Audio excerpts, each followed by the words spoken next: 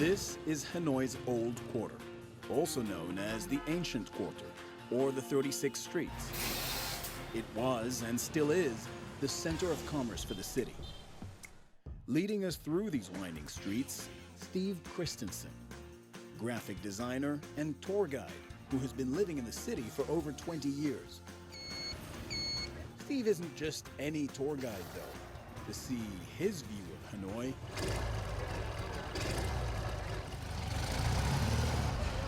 you ride along in a sidecar of one of his classic motorbikes, originally used for the army and police. I think as a tourist, riding along in the Euro sidecar is quite fascinating because you get a chance to see everything. Taking it by and looking up at the buildings and seeing history go by.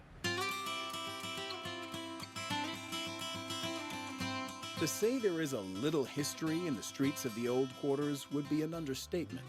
The city was founded 1,000 years ago, but even the old quarter has been around longer than that. Each street is connected with a product, and each product is connected with a village. So this is kind of their retail end. To this day, you can still wander around many of those streets and find the same goods that were sold decades ago. Some, of course, slightly updated for today's consumers. Well, here we are on Hang Ma Street. This is the street where you come in throughout the year. There's different festivals and celebrations where you would make offerings to your ancestors or your parents or your grandparents. And people would sell paper representations of what's luxuries in the afterlife.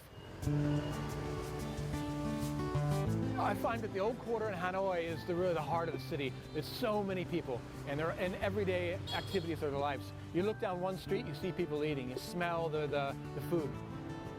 You can hear the sounds of commerce. Proving that the more the streets of Hanoi's old quarter change, the more they stay the same.